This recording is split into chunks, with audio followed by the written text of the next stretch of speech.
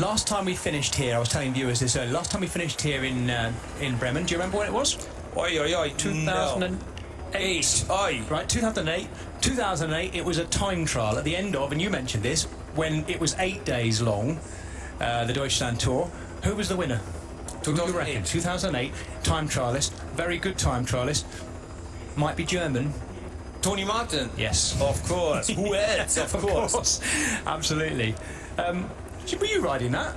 2000? Yeah, I think I won it in 2006 and 7. And actually, I think I also did win one of the TTs. But yeah, Tony Martin is just a rider in his own league when it comes to time trialing. Yeah. Actually, to give you viewers a little bit of laugh at my expenses, I once got passed by Tony Martin in German championships. He started a minute behind me, and he caught me. But I was still second or third. I was in the podium. Wow. That is how good Tony Martin was in his race. Yeah. Three times a world champion as well, wasn't he? I think. There we go. Have you been in this stadium? Werder Bremen Stadium? But Werder Bremen just moved up to first league. They struggle a little bit with finding their rhythm in the first league, but the first league. The Berlin team moved down to second league, 4 matches, 3 defeats and only 1 win. You know your football. Who's your team then, Jens? Okay, even though now half of my fans gonna hate me, half of them gonna love me forever, I always had a soft spot in my heart for FC Liverpool. Oh, You never walk alone. You never walk When I was young, and I was still in East Germany, we didn't know too much about Western soccer, but FC Liverpool was just reigning the world back then, national champion. They were winning all these Europe Cups. Then he had a bit of a drought, but with Jürgen Klopp, they are back to old force. So yeah, FC Liverpool, I actually do like him. There we go, right. We are now 5 kilometres away from going past the finish line for the first time.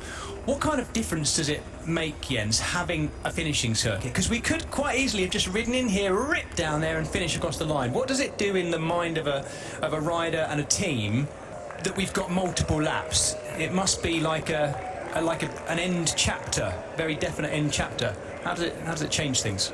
I guess the most important point there is every rider, sprinter and lead out man gets to see the run-in and the finish line. Where's the wind coming from? Do we have potholes? How's the road surface? How is everybody else moving? Which teams are pushing to the front? Which turn we need to take on the left or on the right? So for them, it's super important to read all this, and it makes it a little easier for them to get their mind ready for the sprint. Jens, I mentioned to the viewers earlier that if you did come back in here, I would quiz you on this. What do you think about the road surface? And as I say that, I'm seeing a few little bumps. I think the road surface has been really good. I'm an Englishman, right? So we have quite a lot of potholes on our roads. You've ridden the Tour of Britain, you know what I'm talking about. There's other parts of Europe when it's not great either. But the roads have looked really good this week. Is that normal for Germany on this side of Germany? Well, yes. I believe we went through some of the wealthier or in terms of economy, stable parts of Germany. Berlin, there's actually a lot of potholes. Right. Yep. And interesting, useless but interesting fact, Germany is the only country which would be better off if we cut out the capital, because it costs us more money than it brings. Paris running the country, London driving the country, Berlin is just sucking money from the country. So interesting. We need to work on that a little bit. Hey, I did notice, by the way, that Bremen has a very well-developed, what do you call that? Straßenbahn in German. Straßenbahn. Yes. But now that you've said that, Jens, I still can't remember what it's called in English. Tram? Tram, that's the badger. Tram. Thank you.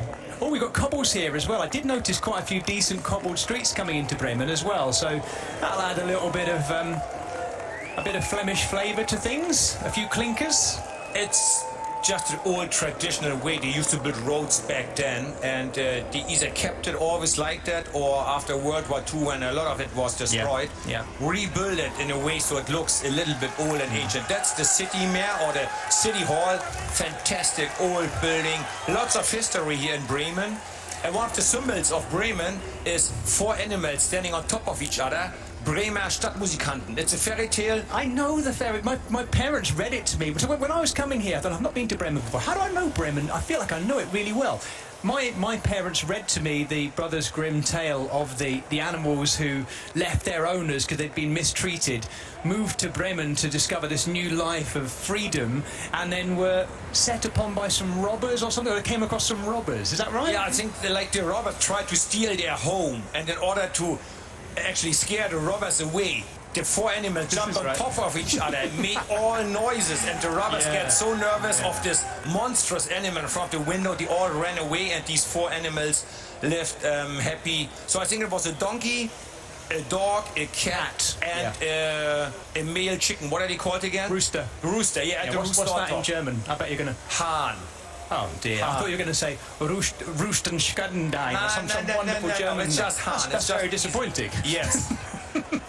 So that's the fairy tale, and all the medals I was handing out to the children had these four animals on it. There's the picture. There they are. Look at that. That is the symbol of Bremen. Yeah, the donkey, the dog, the cat, and the rooster. Rooster on top. Yeah, yeah, wonderful. I've got two young children. I'm going to read them that story now. Yes, please do so. I remember it being. It has a happy end.